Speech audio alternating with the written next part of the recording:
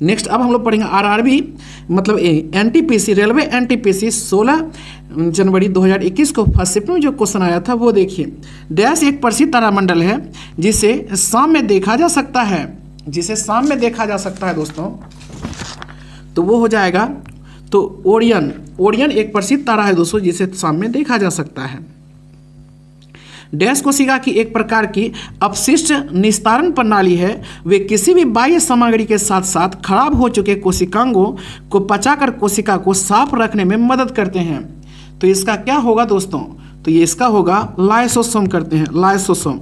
Dash को विद्युत ऋणात्मक तत्वों के रूप में जाना जाता है क्योंकि वे इलेक्ट्रॉन ग्रहण करके ऋण आवेशित आयन बनाते हैं। तो क्या होगा इसका आंसर सी नंबर दोस्तों, यानी ओ धातु। ओ धातु दोस्तों, ओ धातु। ओ धातु को विद्युत ऋणात्मक तत्वों के रूप में जाना जाता है क्योंकि वे इलेक्ट्रॉन ग्रहण करके ऋण आवेशित आयन बनाते हैं। ओ धातु। नेक्स्ट, निम्नलिखित में से कौन सा एक इनपुट डिवाइस है? इनपुट डिवाइस कौन सा है? तो ऑप्टिकल कैरेक्टर रीडर ये इनपुट डिवाइस है, ऑप्टिकल कैरेक्टर रीडर। खगोलीय भौतिकी विज्ञानी डैश ऐसे पहले जीवित व्यक्ति बन गए जिनके नाम पर नासा ने अंतरिक्ष यान का नाम रखा और इन्होंने 1958 में सर्वप्रथम सौर पवन के अस्तित्व में सैद्धांतिक रूप दिया था। तो ये हो जाएगा दोस्तों Eugene Parker, Eugene Parker. Next, संक्षिप्त शब्द सोनार का पूर्ण रूप क्या है? सोनार का पूर्ण रूप क्या है दोस्तों? Sound navigation and ranging, sound navigation and ranging. निम्नलिखित में से कौन सा पर्सनल कंप्यूटर का एक भाग नहीं है? पर्सनल कंप्यूटर का एक भाग नहीं है यूएसबी दोस्तों, नहीं है। सीपीयू है, रैम है, रोम है, लेकिन यूएसबी नहीं है। नेक्स्ट, 1752 में किस अमेरिकी वैज्ञानिक ने यह बताया कि बिजली कड़कना और आपके कपड़ों से चिंगारी निकलना वास्तव में एक ही परिघटना है? तो ये हो जाएगा दोस्तों Benjamin Franklin, Benjamin Franklin. Next, एक सभागार में ध्वनि का सातल्य ध्वनि के परिवर्तन की पुनरावृत्ति का परिणाम है और इसे डैश कहा जाता है। क्या कहा जाता है दोस्तों? अनुरण कहा जाता है, अनुरणन। निम्नलिखित में से कौन सा स्प्रेडशीट का एक उदाहरण है? स्प्रेडशीट का माइक्रोसॉफ्ट एक्सेल, माइक्रोसॉफ्ट एक्सेल है। नेक्स्ट, दूरी और समय के मामले में भारतीय रेल नेटवर्क की सबसे लंबी दूरी तय करने वाली रेलगाड़ी कौन है? तो यह है विवेक एक्सप्रेस। दूरी और समय के मामले में भारतीय रेल नेटवर्क की सबसे लंबी दूरी तय करने वाली रेलगाड़ी है विवेक एक्सप्रेस दोस्तों, 4200 किलोमीटर ये तय करता है। भारत में हरित क्रांति के सफलतापूर्वक निष्पादन करने का श्रेय डैश को जाता है? किसको जाता है? तो याद रखिएगा ये एम.एस. स्वामीनाथन को जाता है, एम.एस. स्वामीनाथन को। नेक्स्ट, दक्षिण अफ्रीका से वापस लौटने के पश्चात महात्मा गांधी फरवरी 1916 में डैश के उद्घाटन के समय पहली बार सार्वजनिक रूप में आम जनता के रूबरू हुए थे। तो ये हो जाएगा दोस्तों बनारस हिंदू विश्वविद्यालय की स्थापना पर दोस्तों। नेक्स्ट, वर्ष डैश में सुएज नहर को खोल दिया गया और इसे विश्व अर्थव्यवस्था के साथ बम्बई वर्तमान मुंबई के संबंधों और अधिक मजबूती मिली दोस्तों। तो ये हो जाएगा 1869। वर्ष 1869 में सुएज नहर को खोल दिया गया और इससे विश्व अर्थव्यवस्था के साथ बम्बई वर्तमान मुंबई के संबंधों को और अधिक मजबूती मिली। किस वर्ष में तत्कालीन शहंशाह जॉर्ज पंचम ने दिल्ली को आधिकारिक रूप से ब्रिटिश भारत की राजधानी घोषित किया था? 1911 होगा दोस्तों, 1911। संयुक्त राष्ट्र यूएन की स्थापना राष्ट्र संघ के उत्तराधिकारी के रूप में 24 अक्टूबर डैश को की गई थी? 24 अक्टूबर 1945 को की गई थी। निम्नलिखित में से किस देश की थल सीमा भारत के साथ नहीं जुड़ी हुई है? भारत के साथ, तो याद रखें श्रीलंका नहीं जुड़ी हुई है। ये भारत के साथ दोस्तों जल से जुड़ी हुई है, पानी से। नेक्स्ट, महाराष्ट्र और गुजरात राज्यों का गठन डैश में हुआ था? कब हुआ था? 1960 ईस्वी में हुआ था दोस्तों।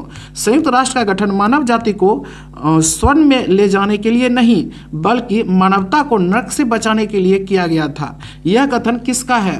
तो यह कथन है दोस्तों डैग हैमरशोल्ड का है दोस्तों, डैग हैमरशोल्ड का है, बहुत ही इंपॉर्टेंट है दोस्तों, डैग हैमरशोल्ड का है। भारत की पहली स्वदेश निर्मित रंगीन फिल्म डैश थी? क्या थी? तो किसान कल्याण थी दोस्तों, किसान कन्या। नेक्स्ट, जय जवान जय किसान का नारा किसने दिया था? लाल बहादुर शास्त्री ने दिया था दोस्तों, लाल बहादुर शास्त्री ने। ऐसी वस्तुएं जिन्हें उपभोक्ता की तत्काल आवश्यकता की पूर्ति करने के लिए नहीं बल्कि अन्य वस्तुओं के उत्पादन करने के लिए लाया जाता है, डैश कहलाती है दोस्तों? ये पूंजीगत वस्तुएं कहलाती है। पूंजीगत वस्तुएं। केवलादेव घना राष्ट्रीय उद्यान कहाँ स्थित है? ये कहाँ स्थित है? राजस्थान में। केवलादेव घना राष्ट्रीय उद्यान कहाँ स्थित है दोस्तों? तो ये है राजस्थान में। 1916 के लखनऊ समझौते में नरमपंथियों, भारतीय राष्ट्रीय कांग्रेस के उग्र सुधारवादियों और डैश के लिए एक संयुक्त राजनीतिक मंच प्रदान किया था। तो ये हो जाएगा दोस्तों मुस्लिम लीग। मुस्लिम लीग 1916 के लखनऊ समझौते में नरमपंथियों, भारतीय राष्ट्रीय कांग्रेस के उग्र सुधारवादियों और डैश के लिए एक संयुक्त राजनीतिक मंच प्रदान किया था, मुस्लिम लीग। 1915 में महात्मा गांधी डैश से अस्थायी रूप से भारत लौटे थे। तो ये हो जाएगा दोस्तों दक्षिण अफ्रीका से अस्थायी रूप से भारत लौट गए थे दोस्तों 1915 ईस्वी में महात्मा गांधी। गुजरात पर अपनी जीत का जश्न मनाने के लिए अकबर ने फतेहपुर सीकरी में भारत के सबसे ऊंचे प्रवेश द्वार गेटवे या गेट ऑफ मैग्निफिसेंस का निर्माण कराया था। और इस गेटवे का दूसरा नाम क्या है? इस गेटवे का दूसरा नाम है दोस्तों बुलंद दरवाजा।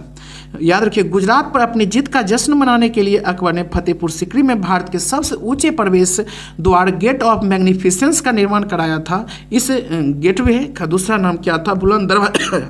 नेक्स्ट, जर्मनी के कुल इस्पात का उत्पादन 80% इसके डैश क्षेत्र पर निर्भर है।